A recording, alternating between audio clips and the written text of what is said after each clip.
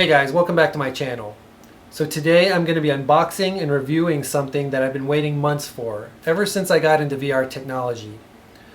I initially started with the Valve Index, which has served me well over the last few months. But knowing that there's constant advancements in this technology, I'm super excited today to share with you my unboxing and review of the Oculus Quest 2, which only arrived a couple of days ago. So I pre-ordered this back in September when it first became available.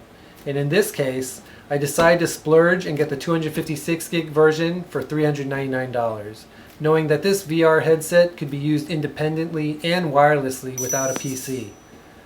For those of you that don't want to spend as much money, there's a 64 gig version that starts at $299. Now for transparency's sake, I didn't buy the optional Oculus Link cable or the Elite strap, but I have ordered them separately, and I'll post a review for those accessories once they arrive. Anyways, stay tuned and we'll get to the unboxing and my review of this brand new Oculus Quest 2.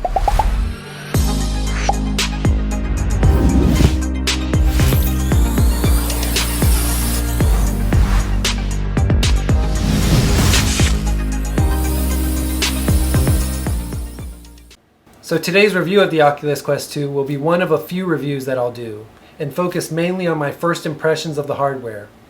Once I get some of the accessories that I ordered separately, I'll post a follow-up review, as well as maybe a comparison against my Valve Index, which if you're interested, leave me a note in the comments section below.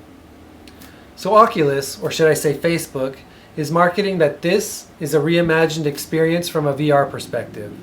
The headset itself retains its wireless and standalone capabilities with advancements in technology and capabilities, and is supposedly lighter than its predecessor. So let's unbox this and see what it comes with. So at first glance, the packaging was just a little bit smaller than I expected, but that's really because of the previous unboxing experience I had with my Valve Index, which was my first ever piece of VR equipment. The equipment is packed nicely in the box, and comes with your typical instruction booklet and quick setup guide. You also get a USB-C charging cable, which looks like it's purely for charging and definitely won't be long enough to plug into your PC while you're playing.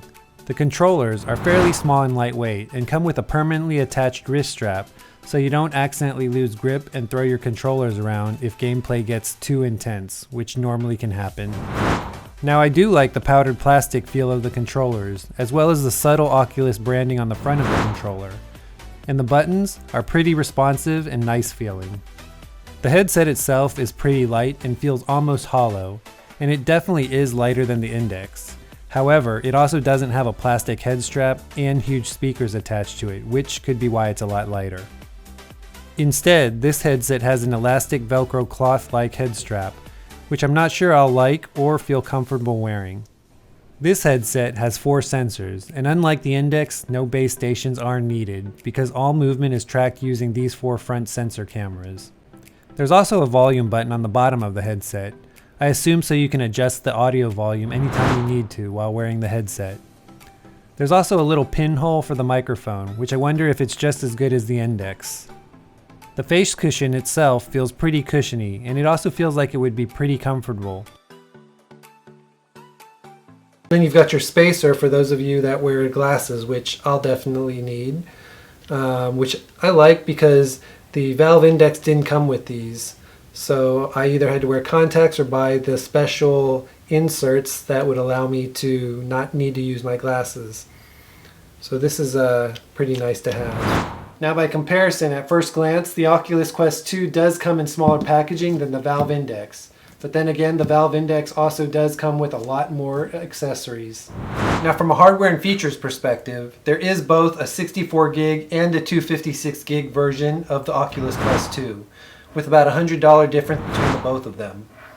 Now I'd recommend the 256 gig version if you plan to spend a majority of your time playing independent of a PC for that extra storage capacity.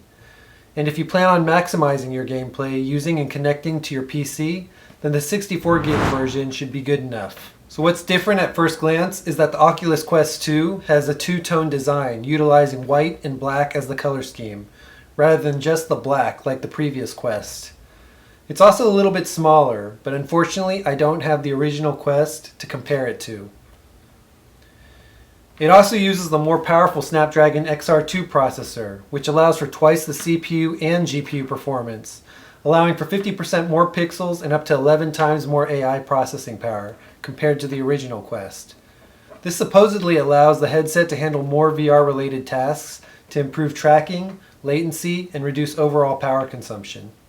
This headset also incorporates premium Wi-Fi 6 using Qualcomm's Fast Connect 6800 hardware, allowing for a better wireless experience. And unlike its predecessor, which had 4 gigs of RAM, this headset has 6 gigs of RAM, as well as a resolution of 1832 by 1920 per eye, with a standard refresh rate of 72 Hz, which can be increased to 90 Hz. But I'm unsure if that's available yet, but something that we'll test out. So one of the biggest complaints that I hear and read about this VR headset is the fabric-only head strap. So this is one of the items that I'll be focusing on when I actually test out the unit, because comfort is very important, especially when you're wearing one of these things for an hour or more. And in addition to that, coming from the Valve Index, I don't expect that the audio from the built-in speakers are going to be anything to get excited about. I mean, look at this. It has 2 small slits for speakers, which means I'll probably have to wear a headset or earplugs, which is something that I'll probably get annoyed with over time. This headset does have 4 pass-through cameras and 3 adjustable settings for the lenses. But from what I hear, the different adjustments could impact your field of view. So with all that in mind, let's test this thing out. So first things first, you'll need to remove the paper strips that are placed between the battery and the contacts. This activates the controller, which turns on and off with the headset. And this is probably the first thing that raises a concern for me. It would have been nice if the controllers were rechargeable. However, according to Oculus, the AA batteries should last long enough for 3 months without needing to replace them. So the first game I downloaded was 11, which is a pretty cool table tennis game. And I definitely think that this takes advantage of the wireless features of the headset. It's pretty cool knowing that you can play and run around the room without having to worry that you'll trip over or get tangled up in cables. The controllers were great and it really felt like I was playing ping pong. I did notice, however, that I was limited to how hard and how fast I could swing, because there were times where I missed easy shots that I could have normally hit in real life when I either swung fast or tried to spike the ball. The physics worked great, and I found that I could spin the ball as well as hold the paddle using different grip styles due to how light the controller was. So what do I think about the Oculus Quest 2? I like it for the price, and I definitely love it for its wireless capabilities. You do sacrifice a little bit of speed in terms of loading time when on wireless, but that's to be expected. It also lasts for the 2 hours as promised, which is plenty of time for me. And any activity that requires longer, I'm usually plugged in and charging at the same time. The next 2 games I played were Arizona Sunshine, which I bought, and the free PokerStars VR game that comes with the Oculus. I gotta say, these 2 quickly became my favorite games, especially the PokerStars VR, which I find myself playing all the time. Arizona Sunshine requires you to be plugged in and connected to your PC to play because it's big and resource intensive. PokerStars VR you can play wirelessly without any issues. However, I did find out that the environments on wireless had less detail, animations, and NPCs than when you're playing connected to the PC. Loading times were also a little bit slower, but that's to be expected. And the graphics were amazing with no glass door effect. The controller tracking worked great for these games. And it's also pretty nice that the headset has hand tracking as well as pass-through cameras. So you don't even need to use the controllers for some applications. But, and there's always a but, in order to grab things you still need to use the controller, because although the headset has hand tracking, finger tracking is limited and definitely not at the same level as the Valve Index. Although the Valve Index does require base stations, I find that on occasion the tracking is better using the Index controllers, and the Index controllers are rechargeable, which is better than those of the Oculus Quest 2. The Index controllers are also more comfortable and better to hold. There were many instances with the Quest 2 controllers when they flew out of my hands because they're just too small to grip comfortably. Beat Saber, which I just had to try and is also another one of my all-time favorite games, was one of the games where I kept almost throwing my controller across the room. Especially when the music and the beat picked up and more blocks started flying at me.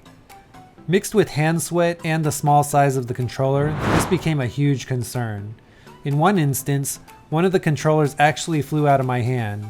I'm just lucky that it flew into my green screen instead of the wall, which would have resulted in me having one less working controller. This is where I like the design of the index controllers better.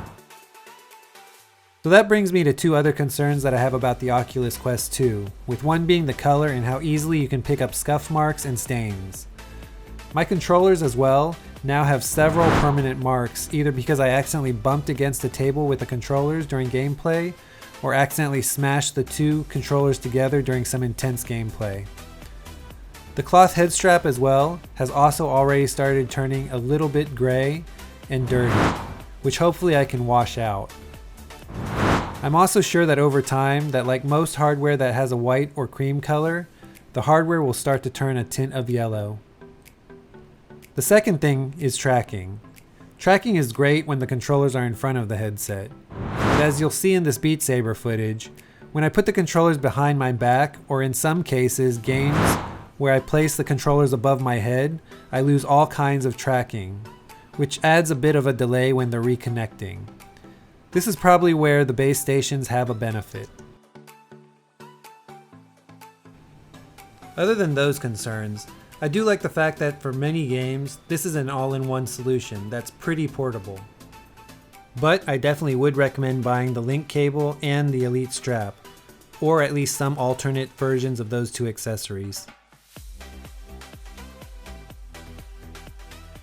Now when it comes to setup, using the Quest 2 was very easy, and the interface is very intuitive. I like the fact that you can interact and navigate without even using the controllers. You can use hand tracking, and it's definitely a plus that you can use the pass-through cameras to see your surroundings at any given time by just double tapping on the side of the headset. The finger tracking though is not as good as on the Index. Now I was surprised though that the speakers, even though they're small slits, were pretty high quality. The sound is crystal clear, and the speakers themselves are perfectly placed to allow for great sound immersion. So for any of you that have a concern about the speakers, earplugs and headphones aren't really needed. Overall, for the price, this is a great VR headset, and you definitely do get a quality product. Like most other people, I don't like the fact that you need to have and to sign into your Facebook account in order to use the Oculus Quest 2. But for me, it's only a small nuance. Anyways, I hope you enjoyed this unboxing and review. Please take a minute to smash that like button and subscribe. I'd really appreciate it. Please also ring that bell icon so you can get notified when I post new content. And definitely leave me a message in the comments section below if you have any questions, or if you want to discuss anything related to this video, or you just want to let me know how I'm doing. Until next time, see ya.